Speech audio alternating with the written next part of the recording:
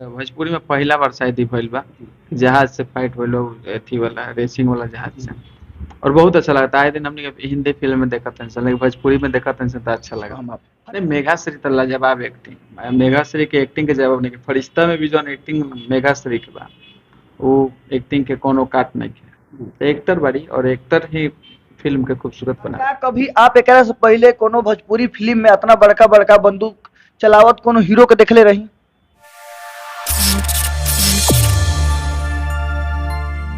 सर प्रणाम, हम हैं आप सभी का भाई तेजा और आप देख रहे बनी हेडलाइन भोजपुरी।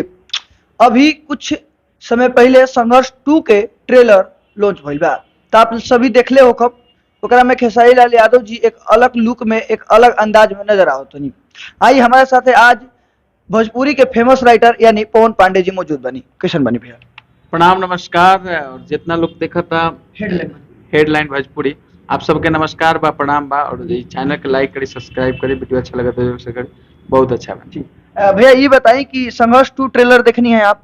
हाँ सुबह देखा नहीं है। कैसन लगा? कल से इंतजार है। बहुत अच्छा लगा और ये लगा कि भोजपुरी बदलता। भोजपुरी बदलता। का कभी आप एकरा से पहले कोनो भोजपुरी फिल्म में इतना बड़का बड़का बंदूक चलावत कोनो हीरो के देखले रही? देखिए ऐसा बात नहीं कि बंदूक नहीं के चल बंदूक चल लेकिन बंदूक चलाए के अंदाज अलग। ना इतना बड़का तो हमार नहीं खिलावत के बंदूक चलल हुई कहीं। खैर में नया था तब उतना कल अथी नहीं कर चलो टोटल भोजपुरी हम नहीं देखा। जी ट्रेलर आपके कैसन लगला पर्सनली? ट्रेलर बहुत अच्छा लगल बहुत बढ़िया लगल बहुत खूबसूरत लगल। खेसारी लाल यादव जी के लुक कैसन लगला? उनकर बॉडी जोन जिस जैसन बनल बा 6 पैक 8 पैक बाटे, जोन अंदाज बनी कहीं बूढ़ा तो कहीं जवान नजर आवत नहीं, कहीं देशभक्ति में लीन नजर आवत नहीं, तो कहीं भावुक बनी तो कहीं फिल्म गाना में रोमांस करत नहीं। देखिए आर्टिस्ट हुए होला जे जाना रोल में ढालता नहीं तो वो रोल ओकर अच्छा परफेक्ट उतरे के चाहिए। और हर रोल में परफेक्ट उतरे वाला खेसारी लाल यादव जी ऑलराउंडर बड़े बहुत अच्छा काम करते हैं। ये बताइए भैया कि जैसे बड़का बड़का पानी के जहाज देखल हो हम भोजपुरी में हमारा लगा तो पहलका बार ऐसा कोनो मूवी शूट भइल बा जेकरा में समुद्र के किनारे इतना बड़का बड़का जहाज से कोनो स्टार कोनो सुपर स्टार एक्शन करता, तो एकरा के आप कैसे देखत नहीं? हाँ थोड़ा सा रिक्शी बा और भोजपुरी में पहला बार शायद ही भइल बा। जहाज से फाइट भइल अथी वाला रेसिंग वाला जहाज से। और बहुत अच्छा लगता है। आए दिन हमने हिंदी फिल्म में देखा था लेकिन भोजपुरी में देखा था तो अच्छा लगा।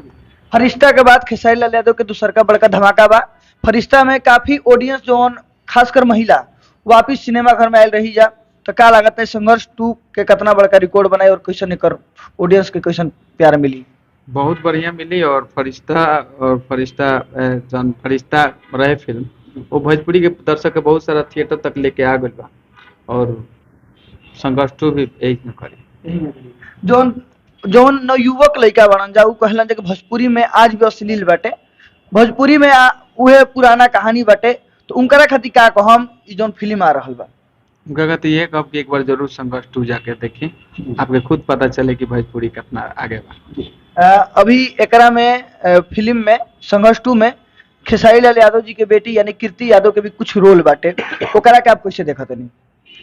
बहुत अच्छा एक्टिंग पहला बार मतलब दूसरा फिल्म कृति के लेकिन जितना बढ़िया परफॉर्मेंस बा टीजर में ट्रेलर में देखला के बाद पता चलता कि ऐसा नहीं लगत कि दूसरा फिल्म ऐसा लगता है कोनो माजल कलाकार काम कर रहा है। तो का आप संघर्ष 2 के कभी सेट पे रही कभी मिलल रही खेसारी लाल यादव जी से?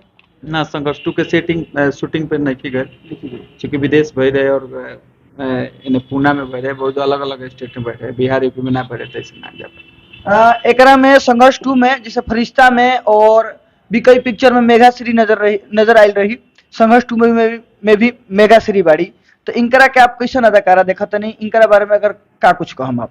नहीं मेघाश्री तो लाजवाब एक्टिंग। मेघाश्री के एक्टिंग के जवाब नहीं। फरिश्ता में भी जो एक्टिंग मेघाश्री के बा वो एक्टिंग के कोनो काट नहीं के। एक्टर बड़ी और एक्टर ही फिल्म के खूबसूरत बनावे। संघर्ष 2 के बात करल जाए तो संघर्ष 2 में जैसन ई कहल जाओ कि भोजपुरी में पहलका बड़ा इतना बड़ा बजट के फिल्म बा, तो आपके का लागत है कि ई रिकवरी कर पाई? जरूर रिकवरी कर पाई ऐसा थोड़े बा। टीजर इतना हंगामा मचल रहे ट्रेलर मचल रहे हंगामा तो फिल्म में तो काहे ना हंगामा ना चाहिए। ऑडियंस खातिर का कहम जे संघर्ष 2 अभी सोच रहल बा कि देखी कि ना देखी, टीजर ट्रेलर नहीं देखले टीजर देखले बा? जरूर एक बार जाके देखी संघर्ष 2 और दिल से देखी और वो इष्ट मित्र और अपना भाई अपना दोस्त के लगे पहुंचाएं जे भोजपुरी से थोड़ा सा कटेला ओकरा के लगे भेजी कि एक बार प्लीज भोजपुरी के देखी, भोजपुरी के सम्मान बढ़ाए खातिर, इंडस्ट्रीज के बढ़ावे खातिर, भोजपुरी के व्यापार बढ़ावे खातिर, फिल्म इंडस्ट्रीज में, तब ऐसे फिल्म के बढ़ावे खातिर ई जंगल 2 के जरूर देखी।